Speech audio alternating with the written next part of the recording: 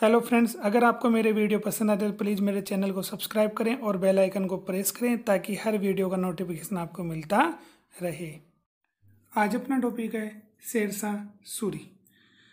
शेरशाह सूरी की बात कर लें तो 1540 ईस्वी से लेकर के 1545 ईस्वी तक का शासन शेरशाह सूरी का शासन माना गया है। दिल्ली पर इन्होंने अपना अधिकार किया और शासन को संचालित किया। सबसे पहले इनके जन्म की बात कर लें तो इनके जन्म का उल्लेख मिलता है 1472 में और बेजवाड़ा, ये वर्तमान पंजाब, तो पंजाब क्षेत्र में इनका जन्म हुआ। कहीं पर 1486 भी इनके जन्म के बारे में उल्लेख मिलता है, तो कानून को 1486 में इनका जन्म मानते हैं। शेरशाह के जो पिता थे उनका नाम था हसन खां और ये हसन खां जौनपुर, ये बिहार में पड़ता है, तो जौनपुर के एक जागीरदार थे। अब शेरशाह के बचपन के नाम की हम बात कर लें तो शेरशाह का बचपन का क्या नाम था? फरीद खां।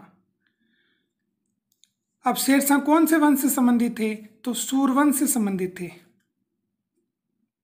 तो फरीद नाम इनका रखा गया।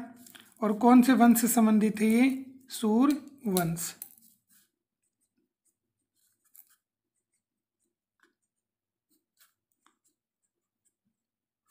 तो सूरवंश से इनका संबंध था। अब शेरशाह का नामकरण की हम बात करें कि शेरशाह सूरी, उनका नाम शेर खां कैसे हुआ? चलो, तो दक्षिण बिहार का जो दक्षिणी हिस्सा था, वहाँ के जो सुल्तान थे, वहाँ के सुल्तान जिनका क्या नाम था? बहार खां। तो दक्षिण बिहार के जो सुल्तान थे बहार खां, उन्होंने क्या देखा कि एक बार ये जो फरीद था, इस फरीद को एक शेर मिल गया। अब फरीद के पास लड़ने के लिए कुछ भी नहीं था शेर से, और उसने निहत्थे होते हुए भी उस शेर की क्या कर दी? हत्या कर दी, शेर को मार दिया। और उसके कारण ये बड़े प्रभावित हुए। कौन? बहार खां। और प्रभावित होने के कारण, शेर को मारने के कारण इन्हें उपाधि दी गई, किसकी? शेर खां की। तो इस प्रकार से फरीद का नाम क्या हुआ? शेर खां। तो फरीद खां को शेर खां के नाम से जाना गया। अब हम बात कर लेते हैं बाबर की। बाबर ने सावधान किया था किसको? हुमायूं को। बाबर ने प्रतिभा देख ली थी किसकी? शेरशाह सूरी की। तो बाबर ने हुमायूं को शेरशाह से पहले ही सावधान रहने के लिए कहा और इसको चालाक अफगान के नाम से संबोधित किया। किसने? बाबर ने। बाबर जानता था कि शेरशाह सूरी जो हैं उनमें वो योग्यता है, वो शासन कर सकते हैं, इसलिए हुमायूं को कहा कि आप शेरशाह से क्या रहें? बच करके रहें, उससे सावधान रहें, सतर्क रहें। अब शेरशाह ने एक बहुत अच्छा कथन कहा था कि अगर भाग्य ने मेरा साथ दिया, अगर भाग्य मेरा साथ देता है तो मैं एक दिन भारत में जो मुगल हैं उनको भारत से क्या कर दूंगा? बाहर खदेड़ दूंगा। तो शेरशाह ने ऐसा कब कहा था? चंदेरी का युद्ध, ये नाम सुना होगा आपने, नाम सुना होगा चंदेरी का युद्ध। और ये युद्ध किस किस के मध्य हुआ था? तो अफगानों के मध्य में हुआ था और दूसरी तरफ कौन थे? मुगल थे। तो हमने पढ़ा था बाबर में, तो बाबर ने 1528 में कौन सा युद्ध लड़ा था? चंदेरी का युद्ध लड़ा था। तो इस युद्ध में शेरशाह जो थे उन्होंने मुगलों की क्या की? सहायता की। वो मुगलों की तरफ से चंदेरी के युद्ध में उन्होंने अपनी महत्वपूर्ण भूमिका निभाई। तो इस चंदेरी के युद्ध में उन्हें पता लगा कि आखिर मुगल हैं वो ज़्यादा ताकतवर नहीं है, अगर कोशिश की जाए तो मुगलों को भारत से बाहर भगा सकते हैं। तो इस प्रकार से शेरशाह ने कहा कि अगर भाग्य मेरा साथ दिया, भाग्य मेरा साथ देगा तो मैं एक दिन मुगलों को देश से बाहर खदेड़ दूंगा। इस प्रकार से आगे हम बात कर लेते हैं बिहार का शासक कैसे बना, कि बिहार का शासन इसे कैसे प्राप्त हुआ। तो 1528 तक तो जो वहाँ के शासक थे बहार खां लोहानी, वो शासन करते रहे। 1528 में उनकी क्या हो गई? मृत्यु हो गई। उनकी मृत्यु के बाद में दक्षिण बिहार का शासक कौन बन गया? शेरशाह सूरी। तो शेरशाह सूरी ने दक्षिण बिहार को अपने कब्जे में ले लिया, उसके शासक बन गए। अब बात करते हैं दो प्रसिद्ध युद्ध जिसको हमने हुमायूं वाले चैप्टर में भी पढ़ा था। एक था चौसा का युद्ध और दूसरा आता है कन्नौज या बिलग्राम का युद्ध। सबसे पहले हम बात कर लेते हैं चौसा का युद्ध। चौसा का युद्ध देखो कब हुआ? तो 1539 ईस्वी में हुआ। किस किस के मध्य युद्ध लड़ा गया? एक तरफ हुमायूं थे, दूसरी तरफ कौन थे? शेर खां। यहाँ पर इनका नाम देखो क्या है? शेर खां। अभी इन्होंने अपना नाम नहीं बदला है। दोनों के मध्य में युद्ध हुआ और युद्ध का ये परिणाम निकला। इस युद्ध में कौन जीत गए? इस युद्ध में शेर खां जीत गए। जब शेर खां इस युद्ध में जीत जाते हैं तो उन्होंने इस युद्ध की विजय के उपलक्ष्य में उपाधि धारण कर ली। किसकी? शाह की उपाधि धारण की। इस प्रकार से शेर खां इनका नाम था, तो नया इनका नाम हो गया शेर शाह। तो किस युद्ध में शेर खां ने शेर शाह की उपाधि धारण की? तो चौसा के युद्ध में शेर खां ने शेर शाह की उपाधि धारण की। आगे हम बात करते हैं दूसरा युद्ध, जो कन्नौज का युद्ध या इसे बिलग्राम का युद्ध भी कहा जाता है। आप इसे बिलग्राम का युद्ध बोल सकते हो या फिर कन्नौज का युद्ध कह सकते हो। 1 साल बाद में लड़ा गया चौसा के युद्ध के। तो 1540 ईस्वी में ये युद्ध लड़ा गया। सेम वही, तो यहाँ पर एक तरफ हुमायूं थे और दूसरी तरफ शेरशाह थे। दोनों के मध्य में युद्ध हुआ और इस युद्ध में कौन जीत गया? शेरशाह जीत गया। और जैसे ये युद्ध जीता गया वैसे ही दिल्ली पर किसका अधिकार हो गया? शेरशाह सूरी का अधिकार हो गया। तो कन्नौज और बिलग्राम के युद्ध के बाद में दिल्ली पर अधिकार हो गया शेरशाह सूरी का, और शेरशाह सूरी ने आगे जाकर के एक प्रसिद्ध युद्ध और लड़ा जिसे गिरी सुमेल का युद्ध कहा जाता है। वर्तमान अपने पाली के आसपास वाले क्षेत्र में ये युद्ध लड़ा गया। और कब लड़ा गया? 1544 में। अगर हम मारवाड़ क्षेत्र की बात करें, कहाँ की बात करें? मारवाड़ क्षेत्र की। तो मारवाड़ किसे बोलते हैं? जोधपुर के आसपास वाला जो क्षेत्र है उसे क्या कहा जाता है? मारवाड़ कहा जाता है।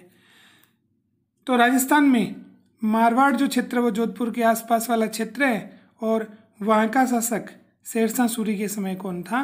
मालदेव था। 1544 ईस्वी में शेरशाह सूरी ने सोचा कि इस मारवाड़ क्षेत्र पर भी अपना क्या कर लिया जाए? अधिकार कर लिया जाए। और इसके लिए उसने युद्ध लड़ा। किससे? मालदेव से।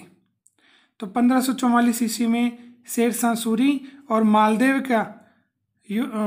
का नेतृत्व करने वाले युद्ध में कौन थे? जैता और कोपा।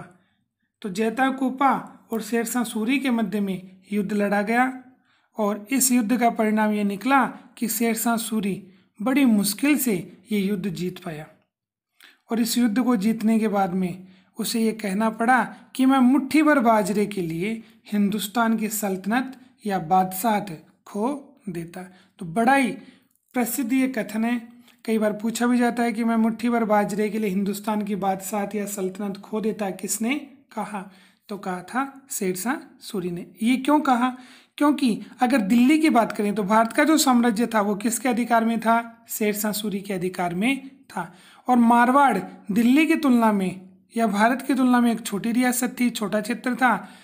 और इस छोटे से क्षेत्र को प्राप्त करने के लिए शेरशाह सूरी ने दिल्ली के साम्राज्य को दांव पर लगा दिया। और उसके कारण क्या हुआ? बड़ी मुश्किल से शेरशाह सूरी युद्ध जीत पाया। जैता और कोपा ने अपने साहस के माध्यम से इस युद्ध का सामना किया, लेकिन अंततः इनकी मृत्यु हो गई और शेरशाह सूरी इस युद्ध को जीत गया। तो धोखे से इस युद्ध को शेरशाह सूरी ने जीता था। आगे हम बात कर लेते हैं, शेरशाह सूरी का अंतिम युद्ध माना जाता है कालिंजर का युद्ध।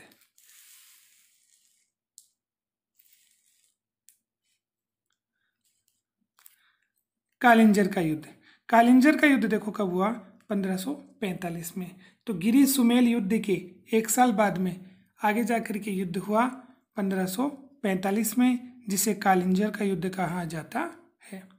कालिंजर के जो शासक थे उनका नाम था कीरत सिंह, और उन्होंने किससे युद्ध लड़ा, शेरशाह सूरी से। तो शेरशाह सूरी और कीरत सिंह के मध्य में ये युद्ध लड़ा गया, जो कालिंजर का युद्ध कहा गया। अब हुआ क्या, इस युद्ध में शेरशाह सूरी ने कालिंजर के किले को जीतने के लिए एक आग्नेयास्त्र चलाया था।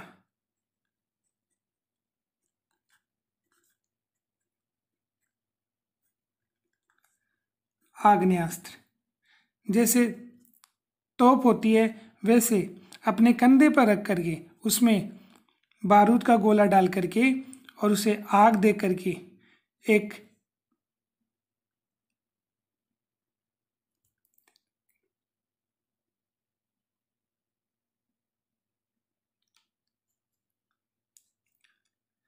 तो उक्का नामक आग्नेयास्त्र चलाया था किसने, शेरशाह सूरी ने।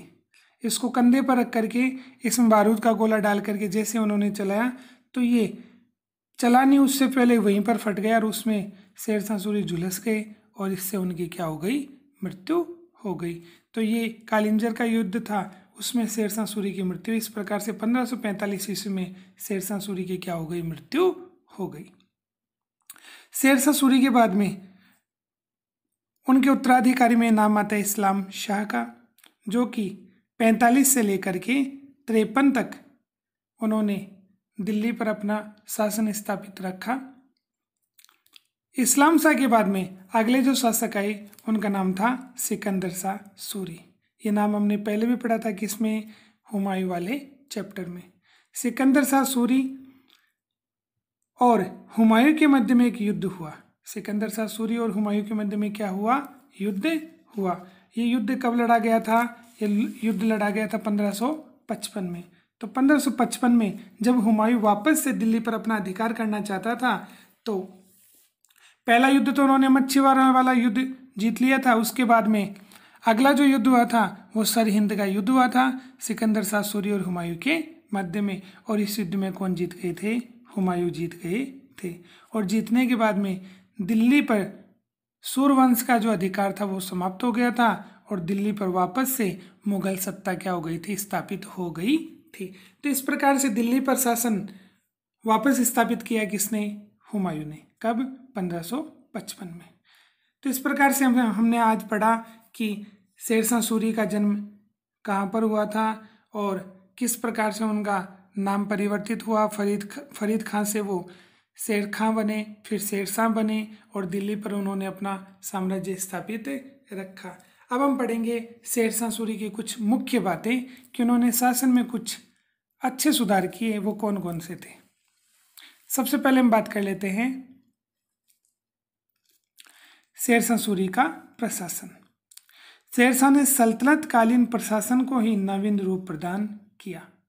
सल्तनत काल जिसमें हमने कुछ वंशों की बात की थी कि गुलाम वंश आया, गुलाम वंश के बाद में खिलजी वंश आया, खिलजी वंश के बाद में तुगलक वंश आया, तुगलक वंश के बाद में सैयद वंश आया और अंत में कौन सा वंश आया था, लोधी वंश। तो इस सल्तनत कालीन प्रशासन को ही शेरशाह सूरी ने नया रूप प्रदान किया था, अलग से अपना कोई नया प्रशासन शुरू नहीं किया। अब देखो, हमेशा क्या होता है कि दिल्ली सल्तनत कई प्रांतों में बटी होती थी और उसको फिर आगे जाकर और कई भागों में बांट दिया जाता था। लेकिन शेरशाह सूरी ने यहाँ पर थोड़ा सा परिवर्तन किया। उन्होंने अपने साम्राज्यों को प्रांतों में नहीं बांटा, सूबों में नहीं बांटा, बल्कि उसके स्थान पर किस में बांट दिया, सरकार में। ये थोड़ा सा उन्होंने हटकर काम किया था। और सरकार जिसको हम जिला बोलते हैं, सरकार को क्या बोलते हैं, जिला। और इस सरकार को किस में बांट रखा था, परगना में। और परगना किस में बटा हुआ था, गांव में। तो इस प्रकार से जिला वर्तमान तहसील और तहसील किस में, गांव में। ये शेरशाह का शासन था।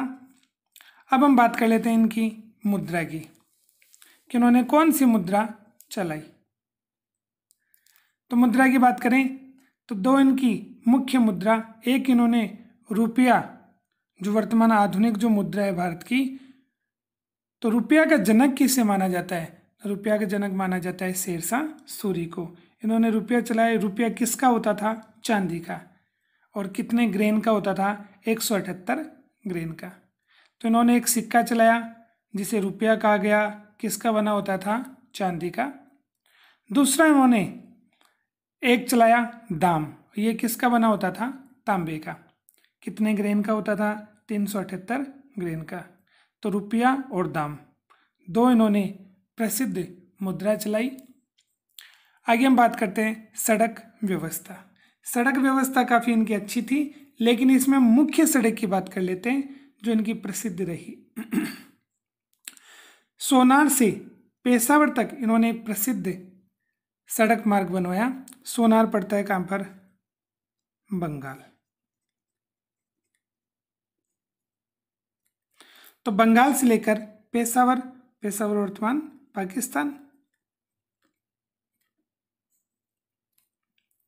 तो बंगाल से पाकिस्तान, सोनार से पेशावर तक इन्होंने सड़क मार्ग का निर्माण किया जिसे ग्रांड ट्रंक रोड के नाम से जाना जाता है। इसको शॉर्ट में बोलते हैं जीटी रोड। तो जीटी रोड का निर्माण किसने करवाया था? शेरशाह सूरी ने। फिर बात करते हैं इनके मकबरे की। इनका मकबरा कहाँ पर स्थित है? बिहार नामक स्थान में सासाराम। तो बिहार में सासाराम नामक स्थान पर इन्होंने अपना मकबरा बनवाया था। अब बात कर लेते हैं भवन की कि इन्होंने कौन से किले का निर्माण करवाया था? तो उत्तर पश्चिमी क्षेत्र में सुरक्षा की दृष्टि से इन्होंने एक किले का निर्माण करवाया, और वो किला कौन सा था? रोहतासगढ़। तो रोहतासगढ़ किले का निर्माण करवाया ताकि दिल्ली सेफ रहे, उत्तर पश्चिमी क्षेत्र से होने वाले आक्रमणों को रोका जा सके। किले का क्या नाम था? रोहतासगढ़। तो आज हमने पढ़ा कि शेरशाह सूरी और शेरशाह सूरी का प्रशासन। Please subscribe YouTube channel, share and like it.